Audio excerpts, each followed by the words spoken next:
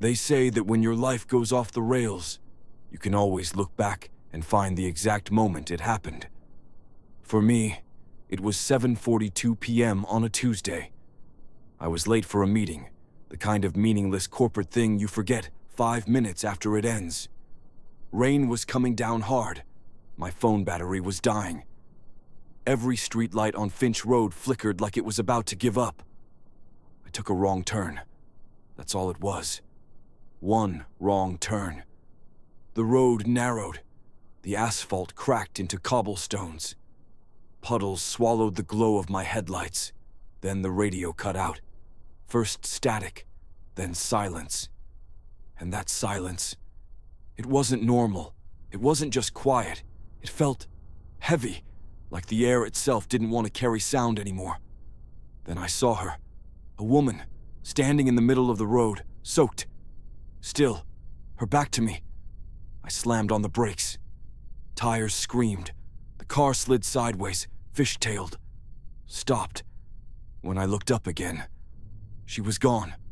Not walked away, not moved, just gone. I sat there breathing hard. My hands were shaking on the steering wheel. The street was empty, only rain, and the faint yellow light from a dying street lamp. I told myself it was exhaustion, a trick of the light, maybe even a reflection. But then I saw the sign. Ashcombe District. I'd never heard of it. But somehow, the name felt familiar, like a word from a dream I couldn't quite remember. I should have turned around, but instead, I drove forward. The buildings on either side were old, Victorian maybe. Boarded windows, broken doors, everything smelled like mold and rust. Then, up ahead, a flicker of light, a small shop, a convenience store. Its neon open sign buzzed faintly in the dark. I parked.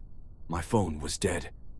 And yet I stepped out anyway, because normal things, like asking for directions, make you feel safe. The bell above the door jingled when I went inside. Empty shelves, faint fluorescent hum. Behind the counter stood a man, pale, still. Eyes, not quite focused on me, like he was staring through me instead. The air inside the store was cold. Not air-conditioned cold, wrong cold. Like a basement that had been sealed too long. It smelled faintly of metal and something else. Damp paper, maybe. The man behind the counter didn't speak. He just stared at me with this fixed, polite smile, like someone who'd forgotten what real people look like. "Hey," I said, "do you know how to get back to Finch Road?" He didn't answer, just blinked. Slowly. Then he lifted one hand and pointed toward a wall of dusty shelves. At first I thought he was confused, but then I saw it. A small black rotary phone, half buried under a pile of faded magazines. The cord trailed off the counter, disappearing into the floor. I picked it up. The receiver was warm. Too warm. No dial tone. Just a faint sound. A whisper. I couldn't make out words. Only the rhythm. Breathing, maybe. Or something pretending to be breathing. I set it down. Slowly. When I turned back to the counter, the man was gone. Not walked away. Not hiding.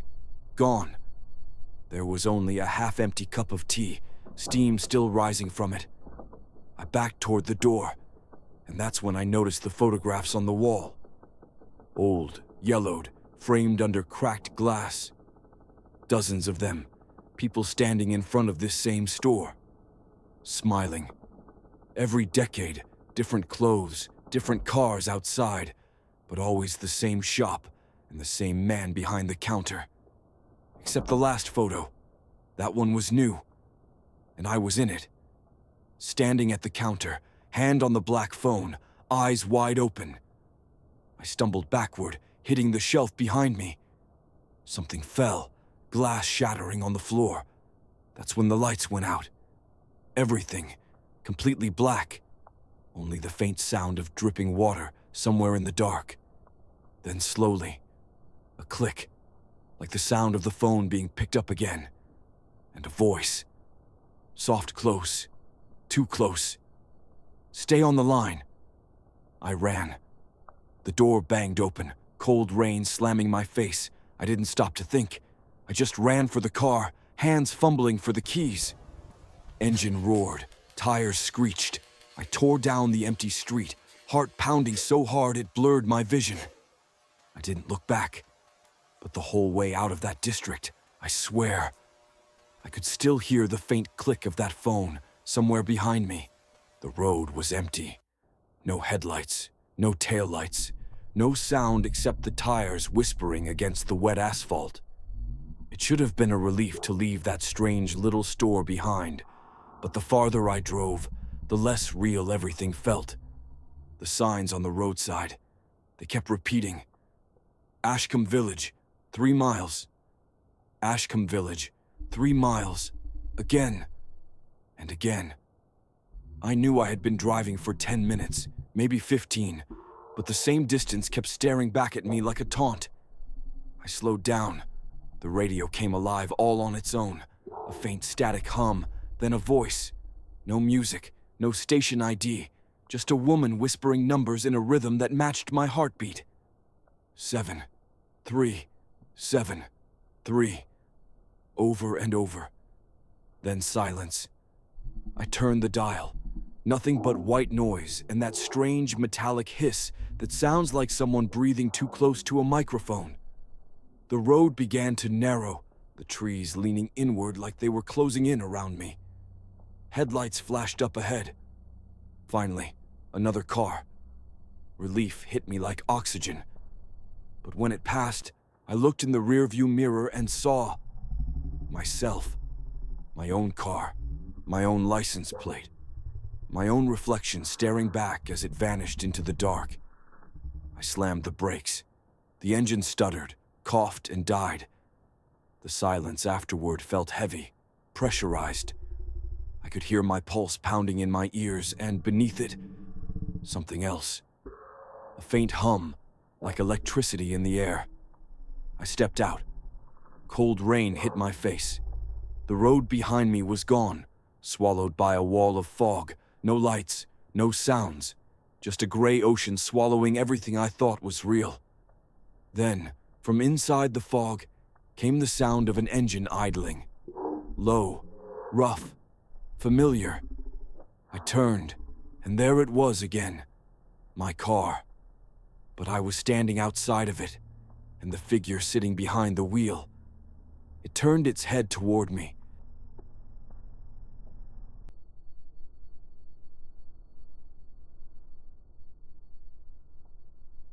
I froze. The car sat in the fog like a phantom, headlights dim, engine idling. And inside, I saw myself. Same jacket, same hands gripping the wheel, same haunted eyes staring back at me. I took a step forward, heart hammering. No one moved inside the car, no engine sound beyond the faint hum. And then it blinked. I blinked, and the reflection in the rearview mirror wasn't me anymore. It was smiling, a slow, knowing smile. My own lips, my own teeth, twisting like they belonged to someone else. I turned to run, but the road behind me had vanished. The fog swallowed everything. Trees leaned closer, branches scratching the edges of the car. I stumbled toward the car. The door creaked open before I could touch it. Cold air hit me. Inside, the seat was empty. I sat down anyway. The engine started. Smooth, silent. Too smooth. And the radio clicked on. Static first, then the numbers again. 7, 3, 7, 3. I tried to drive, but the road looped back on itself. Every turn, every curve brought me back to the same stretch where I first saw the car. And then I heard it. Footsteps, soft, deliberate, matching my heartbeat. Always behind me. I looked over my shoulder. Nothing. Yet I felt it. Closer, watching, waiting. I slammed the brakes again. The car stopped. The fog thickened. And there, emerging from the gray, A figure stepped onto the road, tall, silent, wearing a dark coat, face hidden in shadow. I wanted to scream. I wanted to run, but my legs refused. The figure raised a hand, slowly, and I knew I had been seen. Seen, not by the fog, not by the car, not by the road, but by something older. Something that knew I didn't belong here. The numbers on the radio, the repeating signposts, the endless road. They weren't mistakes. They were warnings. And I had ignored them.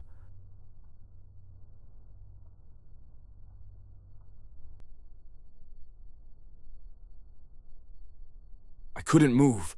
My legs refused to obey. The figure stood there, silent, its coat brushing the fog at its feet. I could see no face, only darkness where eyes should have been. I swallowed, my throat dry. "Who are you?" I finally whispered. No answer. The fog shifted, curling around the figure. And then, it moved. Slow, deliberate.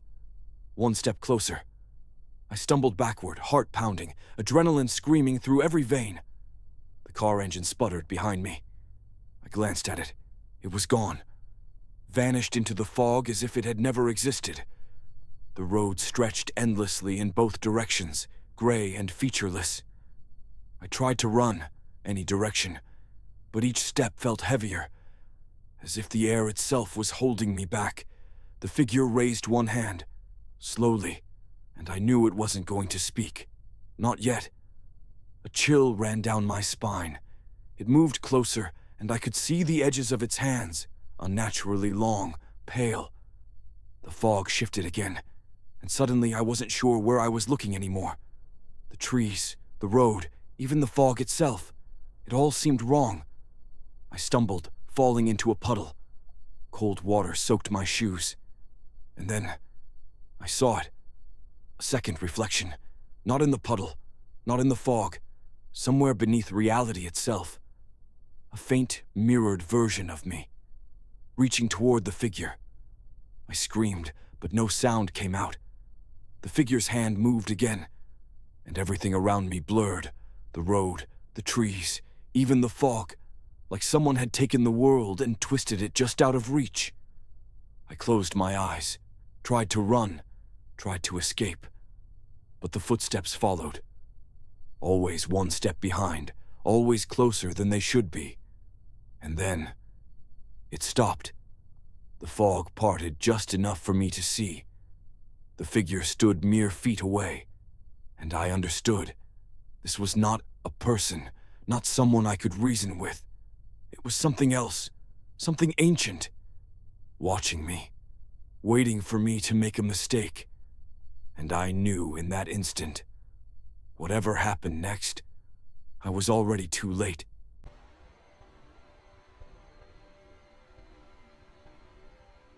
I froze, staring at the figure. It didn't move. It didn't breathe. It just stood there, like a dark sentinel in the fog. I forced my legs to move, one step forward, then another. The fog swirled around my feet, curling like fingers, trying to hold me in place. "Who are you?" I shouted. My voice cracked. No answer. The figure tilted its head slightly. And then, it raised one hand, not threateningly, not violently, but deliberately, like it was pointing to something I couldn't see yet. I followed its gesture, heart hammering. And then I noticed the road. It wasn't the same road I had driven in on.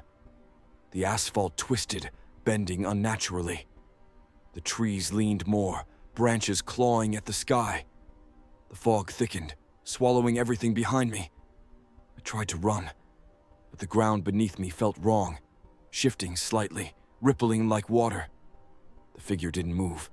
It waited, silent, patient. And then faintly, a sound, a whisper, not from the figure, not from the fog, inside my head. "Turn back." I stopped. The whisper continued. "Turn back, or remain here forever." Panic surged. I ran anyway. Feet pounding against a road that didn't feel real. Branches scratching, fog biting at my face. The figure followed. Not quickly, not fast, just always there. I stumbled, fell to my knees in a shallow puddle. Water soaked through my clothes, and for a moment, I thought I saw a faint smile beneath the shadow of the hood. I scrambled upright, heart racing, adrenaline burning, and then I saw it. A path, narrow, twisting through the fog, leading somewhere. Somewhere the figure couldn't follow. I didn't hesitate. I ran. The fog swallowed the road behind me. I couldn't see the figure anymore. Not yet. But I knew. It hadn't gone. It would be waiting. Always waiting. And I had no idea what it wanted, or why it had chosen me. I ran until my lungs burned, until the cold rain soaked me through, until my feet felt numb and my hands were ice. And then, I saw it. A small clearing ahead, a faint glow from a lantern swinging gently in the fog. Relief hit me like a tidal wave. Finally, somewhere safe. I slowed, took cautious steps. The lantern swayed, revealing a small abandoned park bench and a low stone wall. A place to rest, a place to breathe. I sank onto the bench, hands pressed to my face, heart hammering. But even as I caught my breath, something felt wrong. Too quiet, too still. I looked around. The trees weren't the same as before. They were taller, denser, shadows darker, the fog thicker. And then I noticed the ground. The puddles were reflecting things they shouldn't. Shadows moved in patterns that didn't match the branches above. Reflections of people, or something like people, walking behind me. I spun around. Nothing. Yet I felt their presence, watching, waiting, judging. I stood, stepping back toward the road. And then I saw it. A small, weathered sign near the stone wall. Its letters etched deep, but not in English. Symbols I didn't recognize, glowing faintly in the fog. My stomach churned. I took another step, and the ground beneath me shifted slightly. Not just my footing. The entire clearing seemed to ripple, as if the world itself were breathing. I backed up, heart racing. The lantern swung again, too slow, too deliberate, and I realized I was still inside whatever this place was. No safe haven existed here. The fog thickened around me. Shadows twisted, and from somewhere in the distance, the low, deliberate footsteps returned, closer than before. I ran, again, because I had no choice, because wherever I went, this place would always follow. I slowed, trying to catch my breath. The clearing faded behind me as I stepped back onto the narrow, fog-choked road. Something had shifted. Not the fog, not the trees, something else. I looked at the ground. Footprints, not mine, not normal. Somehow layered. Every step I had taken was still there, but faint, ghostly, overlapping my own path. I crouched, tracing one with my finger. The cold fog clung to my skin, and then I realized they were moving, not randomly, forming patterns, leading somewhere. I followed them, hesitant, heart hammering. Every sound seemed amplified, the crunch of wet leaves, the whisper of fog curling past my ears. The trees leaned closer. Shadows stretched unnaturally across the road, and in the distance, a faint glow, not from a lantern this time, something different, older, deliberate. I stepped closer, squinting. The fog parted just enough to show symbols etched into the asphalt. Strange marks, geometric, precise, glowing faintly in pale green, lines connecting them, forming paths like a map. And in my mind, a sudden, unbidden clarity. This was no ordinary place, somewhere between reality and something else. The footsteps returned, not behind me, not beside me, from all around. The fog shifted, forming shapes just outside my vision. I could sense them studying me, waiting, testing. I hesitated. Could I follow the paths? Could I understand the rules? I had no choice. Every instinct screamed to run blindly, but running would only trap me further. So I stepped forward, careful, deliberate, following the glowing markings. Each step resonated strangely underfoot, echoing in the fog like a signal. And then I heard it, a whisper, not a voice, not human, but understanding and fear and warning. You do not belong. The words weren't spoken, not out loud, but they pressed into my mind. I swallowed. I kept moving. The path curved ahead, deeper into the fog, into shapes I couldn't name. And I realized I had entered something ancient, something alive, something that measured every choice, every hesitation. And I was the variable. I followed the glowing path, each step pressing the strange symbols deeper into my mind.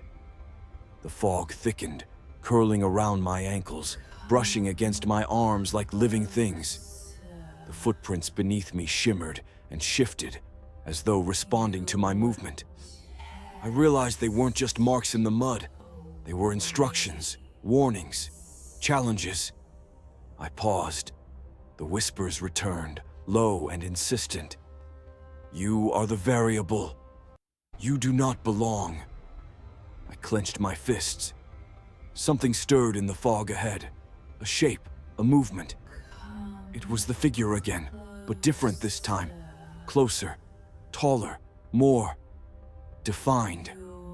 Its coat stretched unnaturally, merging with the shadows.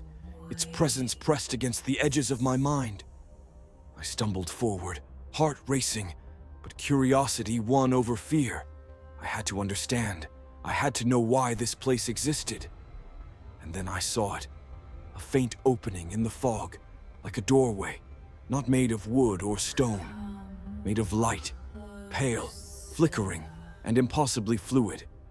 The path led straight to it, and I realized the footprints, the symbols. They were guiding me here, not to safety, not to freedom, but to a choice. The figure stepped aside, allowing me to approach the doorway. Its presence remained oppressive, silent, unyielding. I reached out, and as my fingers brushed the pale, trembling light, I saw visions, not clear, not fully formed. Fragments of places I had never been, events I could not understand. Other people, other timelines, other versions of myself. And I understood. This place, this fog, this road, it wasn't a prison. It was a test, a record, a collector of anomalies. And I was being evaluated. The light pulsed, rhythmically, inviting, demanding. And I knew if I stepped through, everything would change. Not just where I was, not just when I was, but what I would become. I hesitated. The figure remained, watching.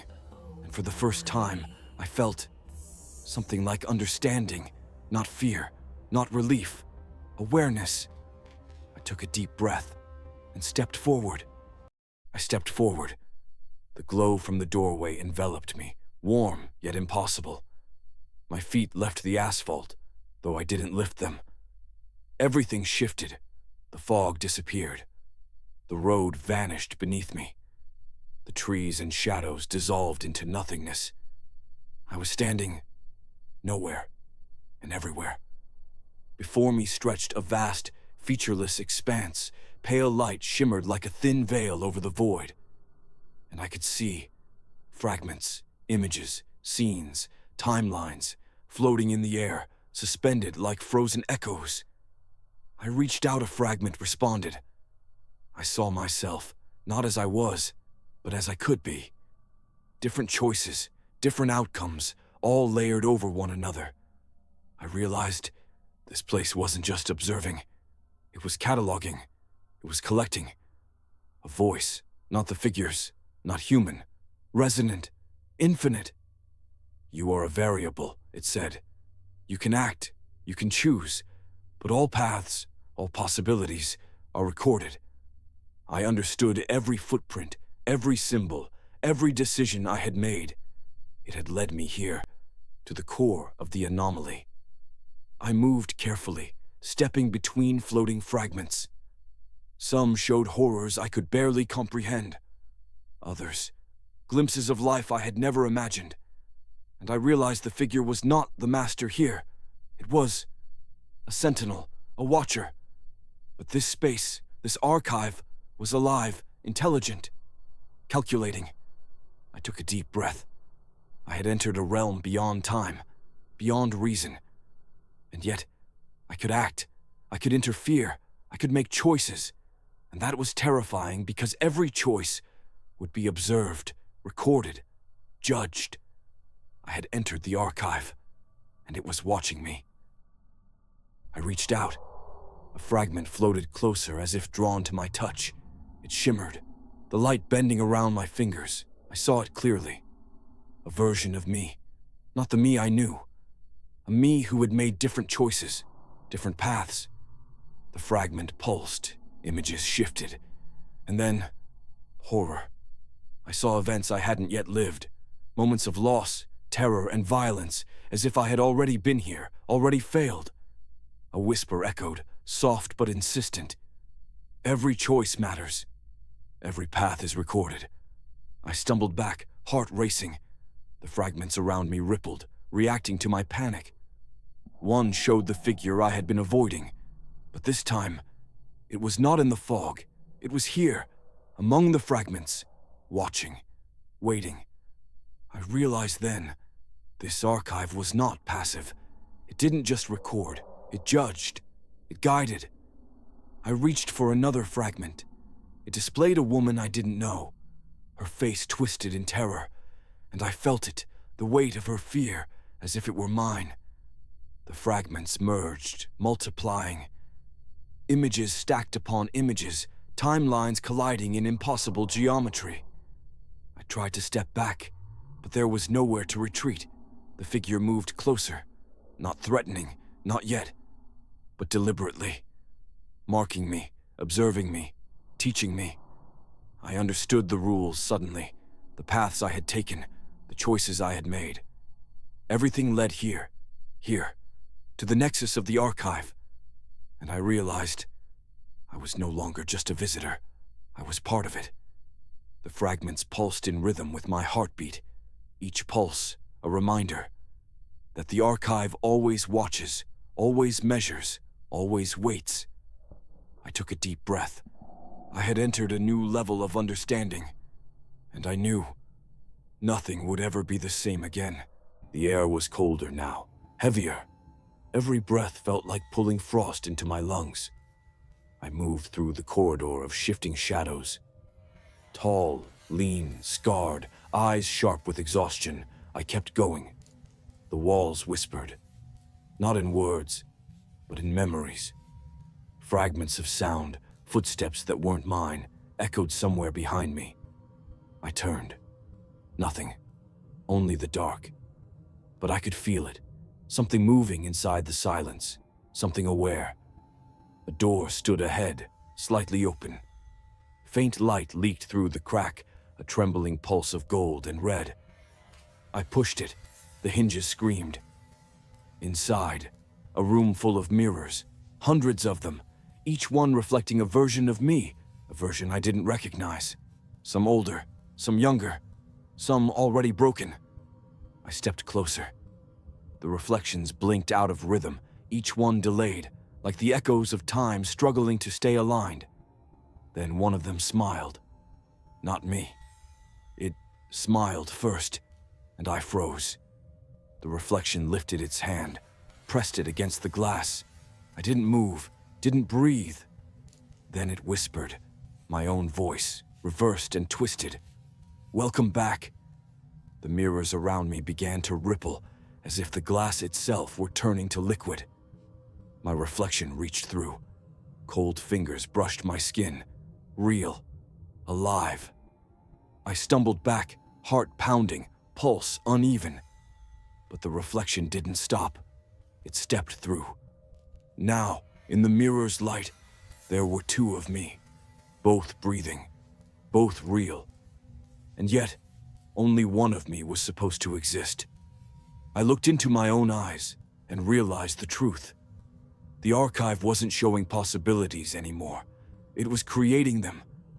Every choice, every fear, every hesitation was becoming flesh.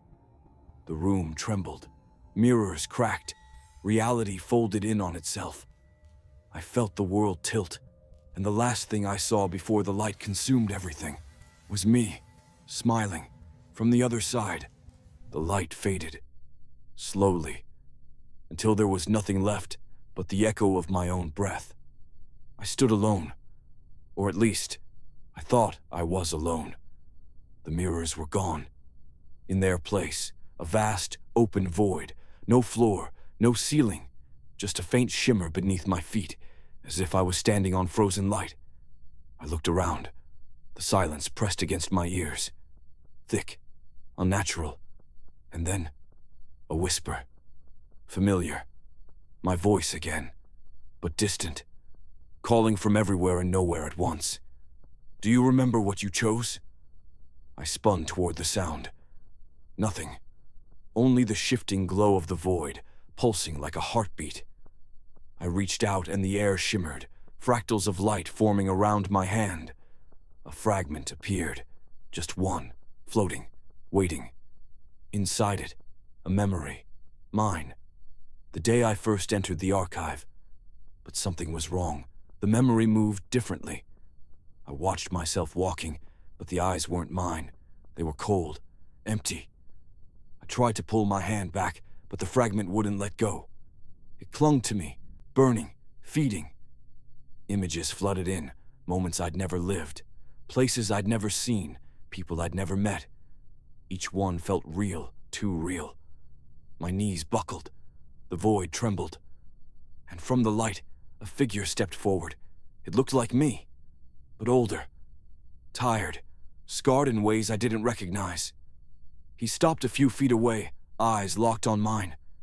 "You shouldn't have come this far," he said. His voice was low, measured, broken. I tried to speak, but the words caught in my throat. He stepped closer. Every movement echoed, like the sound of reality cracking. "The archive isn't what you think," he whispered. "It doesn't show the past. It doesn't show the future." He leaned in. "It shows the truth." And then, his hand touched my chest. A pulse of light erupted, violent, blinding. For a moment, I saw everything, every path, every failure, every version of me that ever existed. And then, nothing. Just the echo of his voice, fading into the void. Every truth has a price. I woke to silence. Not the comforting kind, the kind that hums just beneath your skin, alive, listening. I wasn't standing anymore. I was floating, suspended in a space that felt endless, yet somehow aware of me. Fragments of light drifted by, slow, deliberate. Each one carried a sound, a memory, a heartbeat. I reached for one. It slid away, like it knew I wasn't ready. Then I saw him again, the older me, hovering in the distance, half shadow, half light. He didn't move, didn't speak, just watched. And then, his voice cut through the void, soft, almost kind. "You keep asking the wrong question." I frowned. My voice felt small when I spoke.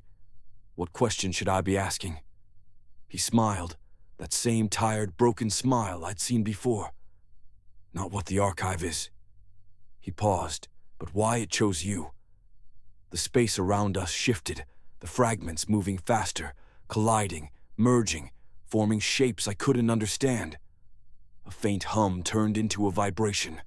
The light thickened, wrapping around me like liquid glass. I tried to move, but the air clung to me, pulling me back toward the center of the void. The older me stepped closer, his outline flickering, voice echoing through the distortion. "Every truth," he said, "creates a reflection. Every reflection wants to exist." His hand lifted, and the space behind him split open, a rift of blinding white, crackling with motion and memory. From within, I saw flashes, cities burning, faces screaming, timelines collapsing in on themselves. He looked at me one last time. I held it back as long as I could. The rift expanded, dragging everything toward it. Light, fragments, sound, me. I tried to resist, but there was no ground, no anchor, just gravity, and the realization that I was falling into the archive itself. The hum became a roar, light became heat, and just before it swallowed me whole, I heard his voice again, faint, almost gone. This is where it truly begins. The fall never ended.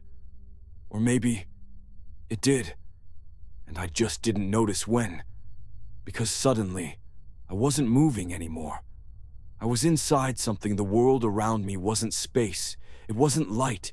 It was memory. Every surface shimmered with faces, moments, echoes. They shifted and folded, like living glass, replaying every decision I'd ever made. I reached out. My hand passed through a memory. Me, standing in the old house, the first time I found the door to the archive. The air trembled. The memory reacted, as if recognizing its creator. And then, a voice, soft, familiar, everywhere. "You were never chosen," it said. "You chose yourself." I froze. The words felt final. Light gathered ahead of me, not blinding, but warm. It shaped itself into a figure. Her. The woman from the fragments. The one whose face I'd seen twisted in fear. Now calm, almost peaceful. "You opened the path," she said. "Every version of you came searching for answers." Her eyes glowed, mirrors reflecting infinity. "But truth," she whispered, "was never meant to be contained." The space around us cracked, not broken, unfolding. I saw countless versions of myself, standing in different worlds, different choices. Some screaming, some silent, some still searching. They all turned toward me, at once, and I understood. The archive wasn't judging me, it was becoming me.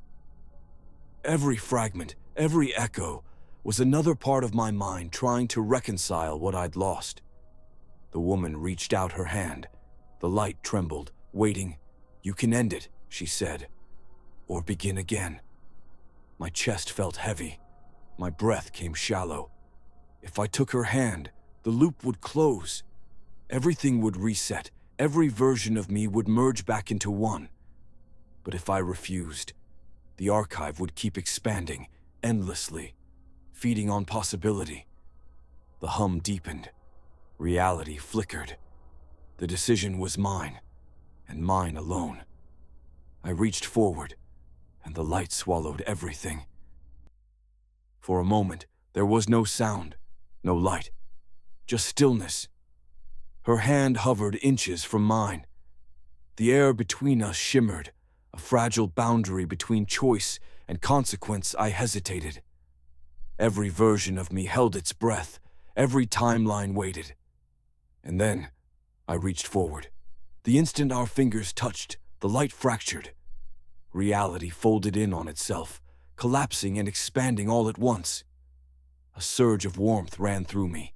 Memories, echoes, fragments, all of them flooding back, rushing like a tidal wave of everything I was: pain, fear, hope. Every decision I'd ever made, every version I'd ever become, converging. I wasn't falling anymore. I was becoming. The archive pulsed, its heartbeat merging with mine. The walls of light stretched outward, absorbing the chaos. And then, silence. When I opened my eyes, I was standing in a place I recognized. The old mansion. Quiet. Empty. The door to the archive stood before me. Closed. Untouched. For a second, I thought it had all been a dream, but then I saw it. On my hand. A faint glow, pulsing softly beneath my skin, like a reminder, like a heartbeat that wasn't mine. I stepped closer to the door, placed my hand against the wood. It was warm, alive. And then I understood. The archive had never trapped me. It had shown me what I'd been running from, myself. Every fear, every regret, every path I refused to walk. They weren't punishments, they were choices. I took a deep breath, stepped back. For the first time, I didn't feel the need to open it again. I didn't need answers anymore. I was the answer. The light inside me dimmed, peaceful, steady. The echoes faded, and as the wind moved through the empty halls, I heard one last whisper, gentle, almost kind. The archive remembers, but it also forgives. I turned away from the door and walked into the light. Sometimes the answers we search for aren't hidden in distant worlds or buried in time. They wait quietly in the choices we fear to make. The archive showed me everything I was and everything I could become. But in the end, it didn't matter which path I chose. Only that I finally stopped running, because the truth isn't a destination. It's the moment you decide to face yourself and keep walking forward. Even in the wrong place, even at the terrible time, you can still find your way home.